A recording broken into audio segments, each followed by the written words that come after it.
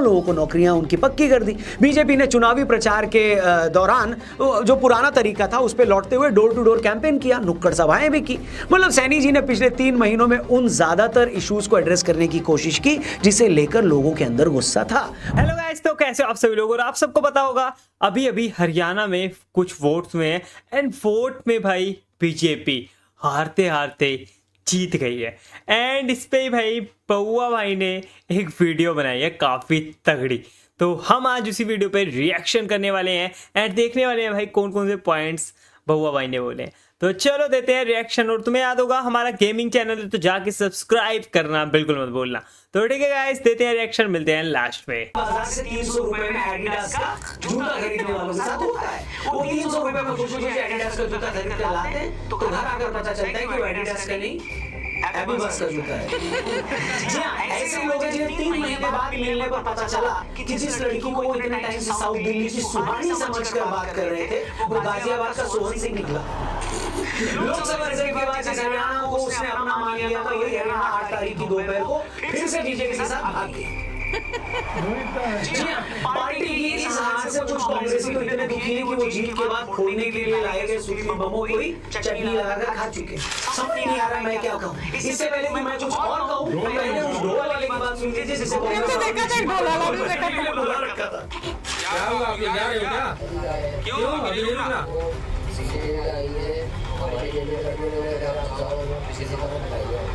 अच्छा, क्या कह रहे हैं? क्या जा रहे हो? ये क्या हो गया हरियाणा में दोस्तों?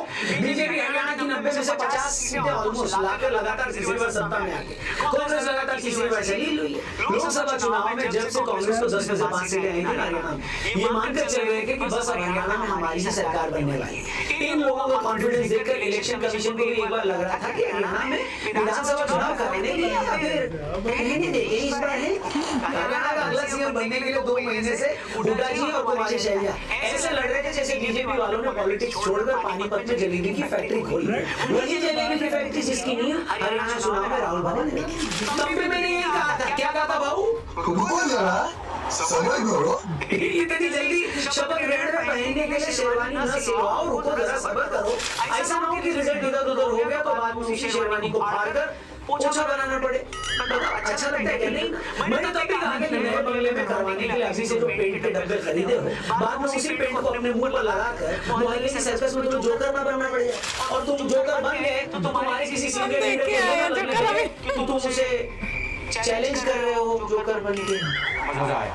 मगर मेरे लाख समझाने के बावजूद ये लोग नहीं गए। और 8 अक्टूबर को वही हुआ। बीजेपी लगातार तीसरी बार चुनाव जीत कर सत्ता में आ गई। कांग्रेसियों को जनता ने मैसेज दे दिया कि भाई ऐसा करो, तुम लोग पहले आपस में लड़ लो और आपस में लड़कर जब फ्री हो जाओ तो 10-20 साल बाद बीजेपी से भी लड़े लेना। और तब भी अगर जीत नहीं पाए तो राहुल जी की किसी जलेबी की फैक्ट्री में काम कर लेना।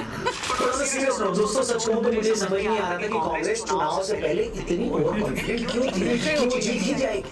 बीजेपी को 2019 के लोकसभा चुनाव में हरियाणा की 10 सीटें मिली थी। इस बार 2024 में कांग्रेस को 10 में से 5 सीटें मिली। बस इसी से कांग्रेस ने मान लिया कि अब तो बस हमारी ही सरकार बनने वाली है। और अगर मैं गलत नहीं हूं तो 2024 के लोकसभा रिजल्ट के टाइम भी बीजेपी हरियाणा की 90 में से 46 सीटों पर आ गई थी। लोकसभा रिजल्ट के बाद बीजेपी ने अपनी कई गलतियां सुधारी। कांग्रेस को जब लगा कि अब तो हमारी सरकार बनने ही वाली है तो अपनी आदत के मुताबिक वो लोग एरोगेंट हो गए। मतलब है तो है। उसका असर ये हुआ कि कांग्रेस में बागियों की बाढ़ आ गई। देखते देखते कांग्रेस में इतने बागी हो गए जितने एक वक्त पर चंबल में भी नहीं थे। सीनियर नेता चुनाव जीतने की स्ट्रेटेजी बनाने के बजाय अपनी पार्टी के दूसरे नेताओं को ठिकाने लगाने के पीछे लग गए। और कांग्रेस जब से सारी नौटंकी कांग्रेस में चल रही थी तो हरियाणा बीजेपी लोकसभा इलेक्शन में की गई गलतियों को ठीक करने में लग गई। तो क्या गलतियां थी जो बीजेपी ने पिछले 3 महीने में ठीक की और कांग्रेस को उसका ओवर कॉन्फिडेंस कैसे लेकर डूब गया? इससे पहले भी मैं इस मैटर पर सच में बॉस, कांग्रेस के साथ हरियाणा में वही हुआ है जो किसी गरीब टीम के साथ होता है क्रिकेट के मैच में। या तो गरीब टीम कभी जीतती भी नहीं, फिर साल 2 साल में ऐसा मौका आता है कि वो सामने वाली टीम को 30 रन पर 5 आउट भी कर देती है। उस टीम को लगता है कि आज जीत ही जाएगी वो गरीब टीम, मगर तभी दूसरी टीम के टेल एंडर्स जम जाते हैं। सामने वाली टीम 150 के पार रन भी बना देती है और हमारी गरीब टीम फिर से 70 रन पर क्या हो जाती है राहुल जी? खत्म। कांग्रेस को बड़ी उम्मीदें थी कि आखिरकार 3,455 स्टेट इलेक्शंस हारने के बाद फाइनली वो एक चुनाव जीतने जा रही है। कांग्रेसी प्रवक्ताओं ने इस जीत का क्रेडिट राहुल गांधी को देते हुए भजन तक लिख डाले थे। कुछ कांग्रेसी लीडर तो पिछले 1.5 महीने से सुबह 4 बजे उठकर इन भजनों का रियाज तक कर रहे थे और जब से रिजल्ट आया है तब से उन बेचारों के क्या उनके गले बैठे हुए हैं। भजन के बजाय उनके मुंह से जो निकल रहा है वो बिना बीप के सुनाया भी नहीं जा सकता। मगर अपने गिरेबान में झांकने के बजाय इस हार के बाद वो फिर से इलेक्शन कमीशन को गाली देने में लगे। अरे चाचा आप तो बस कर जाओ, कभी तो गैरत खा जाओ। लोकसभा में बीजेपी की 240 सीटें आई तब तो इलेक्शन कमीशन बड़ा सही था, तब तो ईवीएम बड़ी पवित्र थी। और जैसे ही तुम्हारी हरियाणा में फजीहत हुई तुम फिर से ईवीएम और ईसी को उल्टा बताने लग गए। क्यों नहीं मानते कि हुड्डा और कुमारी शैलजा का सीएम पद के लिए आपस में लड़ना तुम्हें भारी पड़ गया? क्यों नहीं ये कबूल करते कि बीजेपी लोगों को ये समझाने में कामयाब हो गई कि हुड्डा दोबारा सीएम बने तो फिर से हरियाणा में भ्रष्टाचार के दिन वापस आ जाएंगे? क्यों नहीं ये समझते कि हरियाणा में कांग्रेस का एक पास्ट है जहां लोगों को बिना रिश्वत के नौकरियां दी ही नहीं जा सकती? और इन्हीं सब बातों का डर बीजेपी ने लोगों को दिखाया। लोकसभा के इलेक्शन तो अलग मुद्दों पर होते हैं, मगर जैसे जैसे विधानसभा चुनाव नजदीक आए तो उसी वोटर ने फिर से ये सोचा कि क्या सच में उसे फिर से कांग्रेस को सत्ता में लाना है। उसी वोटर ने खुद से ये पूछा कि क्या बीजेपी ने इन 10 सालों में हरियाणा के लिए कुछ नहीं किया। और जैसे जैसे प्रचार आगे बीता तो लोगों ने ये रियलाइज किया कि बीजेपी ने 10 सालों में हरियाणा को एक स्टेबिलिटी दी है। खट्टर साहब से जो बीजेपी के कार्यकर्ताओं की शिकायत थी कि वो उन्हें टाइम नहीं देते, उस शिकायत को नए सीएम सैनी साहब ने दूर कर दिया। सैनी साहब ने सीएम बनते ही क्रीमी लेयर की लिमिट को बढ़ा दिया। उन्होंने कॉन्ट्रैक्ट पर चल रहे हजारों लोगों को नौकरियां उनकी पक्की कर दी। बीजेपी ने चुनावी प्रचार के दौरान जो पुराना तरीका था उस पर लौटते हुए डोर टू डोर कैंपेन किया, नुक्कड़ सभाएं भी की। मतलब सैनी जी ने पिछले 3 महीनों में उन ज्यादातर इश्यूज को एड्रेस करने की कोशिश की जिसे लेकर लोगों के अंदर गुस्सा था। मगर इन्हीं 3 महीनों में कांग्रेस के बड़े नेता सीएम बनने के लिए एक दूसरे से लड़ते रहे। इस बीच कांग्रेसी नेताओं के कुछ ऐसे वीडियोस भी वायरल हुए जिसमें वो अपने रिश्तेदारों को नौकरियां बांटने की बात कर रहे थे। 50 वोट पर नौकरी देने की बात वाला वीडियो भी वायरल हुआ। कांग्रेस इलेक्शन जीतने को लेकर इतनी कॉन्फिडेंट थी कि उसने आम आदमी पार्टी से हरियाणा में गठबंधन भी नहीं किया। दूसरी मिस कैलकुलेशन हरियाणा को लेकर कांग्रेस ने यह कर दी कि हरियाणा में जब अन्य पार्टियों को 25 से 30% वोट मिलने की हिस्ट्री रही है, ये पार्टी 15 से 20 सीटें जो अक्सर ले जाया करती थी। मगर इन इलेक्शन में जेजेपी से लेकर आईएनएलडी, बीएसपी और चंद्रशेखर की आजाद पार्टी का लगभग सफाया हो गया। और इस थर्ड फ्रंट का जो वोट पहले बंट जाया करता था, बीजेपी को इस बार उसका एक अच्छा खासा चंक मिल गया, जिसके चलते वो पिछली बार की 40 सीटों के मुकाबले इस बार लगभग हाफ सेंचुरी लगा गई। वेल, जिस वक्त तक मैं ये वीडियो बना रहा हूं तब तक तो यही अपडेट है। अगर आखिरी रिजल्ट में फिगर थोड़ा इधर उधर हो जाए तो कमेंट बॉक्स में मुझे ताने मत मारना, ठीक है? मगर फैक्ट ये है दोस्तों कि आखिरी रिजल्ट को देखकर यही लगता है कि बीजेपी के खिलाफ कोई एंटी इनकम्बेंसी काम ही नहीं की। कांग्रेस जनता को ये कन्विंस करने में कामयाब नहीं रही कि अगर हम फिर से सरकार में आए तो पहले की तरह लूट खसोट नहीं होएंगी। मगर इस रिजल्ट के बाद मुझे सच में राहुल बाबा के लिए बहुत ज्यादा बुरा लग रहा है। कांग्रेस अक्सर इस बात का ख्याल रखती है कि आदरणीय राहुल जी को प्रचार करने उसी स्टेट में उतारा जाए जिसे लेकर उसे पूरा भरोसा हो कि वहां हम जीत ही जाएंगे। इसी भरोसे के साथ पार्टी ने आदरणीय राहुल जी से हरियाणा में प्रचार करवाया। और जैसा मैंने पहले कहा कि 1 महीने पहले से ही कांग्रेस प्रवक्ताओं ने राहुल बाबा को ब्रह्मांड का महानतम नेता बताते हुए उनकी शान में आरतियां भी लिख ली थी। मगर हरियाणा की हार ने राहुल जी की शान में लिखी आरतियों को रिलीज पर रोक लगा दी है। 2 बजे तक तो उन फोल्डर्स तक को सिस्टम से उड़ा दिया गया जिनमें ये आरतियां सेव करके रखी हुई थी।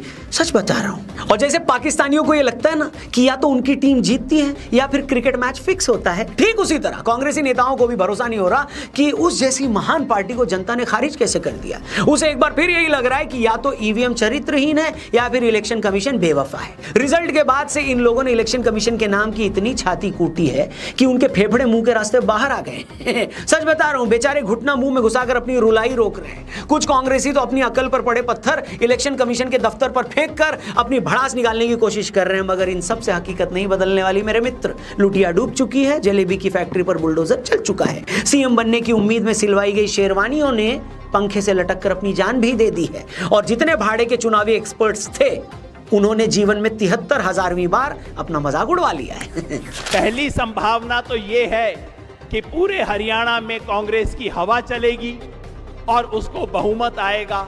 ये सही है या नहीं? फिर बोला कि भाई दूसरी संभावना क्या है? मैंने कहा दूसरी संभावना ये है कि हवा नहीं, कांग्रेस की आंधी चलेगी हरियाणा में। ये सही है कि नहीं है? फिर मेरे से बोले भाई ये दोनों के अलावा तीसरी संभावना कौन सी बच गई है? मैंने कहा तीसरी संभावना ये है कि सुनामी चलेगी यहां पे कांग्रेस की। अब आप बता दो, हवा चलेगी आंधी के सुनामी?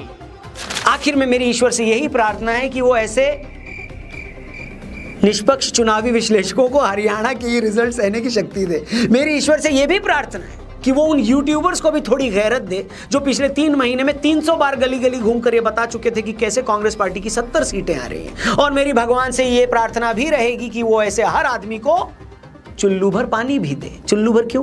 क्योंकि कहीं मैंने सुना था कि चुल्लू भर ही काफी होता है। बाकी आपकी हरियाणा के नतीजों पर क्या राय है कमेंट करके जरूर बताइएगा। आपको क्या लगता है? कांग्रेस के आधा दर्जन मुख्यमंत्री पद के उम्मीदवारों ने जो शपथ ग्रहण के लिए शेरवानी सिलवा रखी थी, अब वो शेरवानी का क्या करेंगे? जो भी आपका कमेंट हो, जो भी आपका गेस हो, कमेंट करके जरूर बताना। और जाते जाते हाँ, जो सीक्रेट ऐप के बारे में मैंने आपको बताया था, डिस्क्रिप्शन में उसका लिंक दिया है, उसको डाउनलोड करना मत भूलना। वहां पर सिर्फ हाँ या ना में अपनी ओपिनियन देकर ढेरों प्राइजेस जीत सकते हैं आप। Thank you for watching. Video पसंद आई हो तो प्लीज इसे दबा के शेयर करना, और शेयर करने के साथ साथ जलेबी का एक डब्बा भी पहुंचाना है और उस आदमी तक। Thank you for watching. Channel subscribe करके जाना। अपना ख्याल रखिए। जय हिंद, वंदे मातरम। लोअर नंबर नहीं है। अगर उनके 5-10 होते तो बड़ी खुशी होती। मैं तो कहती हूँ 0 होना अगली चाहिए। बार जो है उनको 5-10 पे लेके जाना है। 37 अभी भी काफी हाई नंबर है। हाँ तो इतना देखो, इतना लोगों अब लोग को जो है उल्लू बनाया हुआ बीजेपी है, मेहनत इतना कर रहा कुछ है, की। हाँ। एड्रेस कर रहा है प्रॉब्लम्स। अब होप ये होगी नहीं, अगली बार they are wiped out. Question ये नहीं है कि बीजेपी ने कुछ बहुत गलत काम किया होगा। कोई बात ये है कि लोगों में इतनी समझ बूझ अकल नहीं है। जो लोग है ना, भेड़ चाल होती है, वो जहाँ पे ले जाओ वो उस तरफ चले जाते बिना अपनी अकल लगाए। उनको थोड़ा सा लालच दे दो, अच्छा हम तुम्हारा ये फायदा करा देंगे, हम आएंगे, वो उसी बंदे को वोट करते कि भैया मैं का सोचते हैं, वो देश का नहीं सोचते। देखिए, अब उस वजह से अब बीजेपी को भी वही करना पड़ेगा कि मैं जो है लालची लोग वो देश में इतने जो उनको उनकी चीजें दे बेसिकली दो। देखिए बीजेपी ने प्रॉब्लम सॉल्व कर ली है। जॉब वाला तो पर्ची वर्ची वाला वो तो बहुत अच्छा चलाया था। हर जगह ऐड आता था, यूट्यूब पे भी। और उसमें था वो पर्ची बिना खर्ची बिना पर्ची की नौकरी दी। और वो सही बात है यार। देखो, एक इतिहास रह चुका है, हिस्ट्री रह चुकी है, लोगों को पता है, ठीक है, और सबको पता है क्या इतिहास रहा है क्या नहीं। धीरे सही लोग अब जाग रहे हैं। लोग ना जाति के नाम पर नहीं बट रहे हैं, ये चीज बट रहे हैं अभी लेकिन भी कम। लेकिन हाँ, एक फर्क आ रहा है। धीरे-धीरे एक वो चीज भी बहुत बड़ी चली है, बटेंगे तो कटेंगे। हाँ, ऐसे कुछ। हाँ, वो जो है वो पोस्टर्स भी योगी जी के भी लगते हैं वो चीज। भाई एक चीज समझ लो, कोई अगर तुम्हें सपना दिखा रहा है 8,500 रुपए खटाकर फटाफट जो लोकसभा में चला था, उससे आपकी जिंदगी नहीं सुधरेगी। हाँ। उल्टा उससे आप एक आम इंसान को ना 15-20 हजार की नौकरी के लिए जो बेचारा एफर्ट करता है पूरे दिन ना, उसको भी तुम ये लालच दे रहे हो। क्यों कर रहा है? 8,500 हम दे देंगे, राशन भी दे देंगे। 15-20 जो बेचारा 10-12 हजार की नौकरी के लिए भी साइकिल तक से लोग डिलीवर कर रहे हैं, वो तो हम क्यों करें? बैठते हैं हम तो आराम से। लोगों को मोटिवेट नहीं कर रहे तुम। यहाँ तो दुनिया मोटिवेशन। जितनी सीटें जम्मू कश्मीर में लेकर गई है, ये भी बहुत बड़ी बात है। सोचो, उधर मुसलमानों का सारा भरोसा बीजेपी पे होता जा रहा है। तो इस बार नहीं तो अगली बार उधर भी जीत जाएगी। और हरियाणा में लगातार तीसरी बार। तो ये देखो, लगातार तीसरी बार। वाकई यार, हमें भी कमेंट में लोग कह रहे थे असल में इनको पता है मसला क्यों लगा। कमेंट भी विभाग बता रहे थे इस दफा पता है मार क्या दे गई है इनको। मेन बात ये, जब आपस में जो लड़े ये देखें जिस तरह। तो फाइनली गाइस, तुमने वीडियो देख ली होगी एंड भाई तुम्हें पता है बीजेपी जीत गई है हरियाणा में। तो तुम कुछ कमेंट में कहना चाहते हो तो कह दो कमेंट में जो कहना चाहते हो। जो तुम्हें पार्ट अच्छा लगा बउआ के पूरी वीडियो में से कोई भी पार्ट, तो कमेंट बॉक्स में जरूर कहना। मैं तो कुछ कहना नहीं चाहूँगा अभी, मैं तुम्हारी बात सुनना चाहूँगा कमेंट बॉक्स में। अगर कोई वीडियो है तुम चाहते हो उस पर भी रिएक्शन मिले, सबका मशअप बने, तो मेरे को कमेंट बॉक्स में जरूर बताओ। तो इसी के साथ ये वाली वीडियो को यहीं पे खत्म करते हैं। आई होप सो आपको वीडियो काफी ज्यादा पसंद आया। पसंद आया वीडियो को लाइक करो, चैनल को सब्सक्राइब और कमेंट करके बताओ अपनी फेवरेट वीडियो। तो मिलते हैं नेक्स्ट वाली वीडियो में, तब तक के लिए बाय बाय।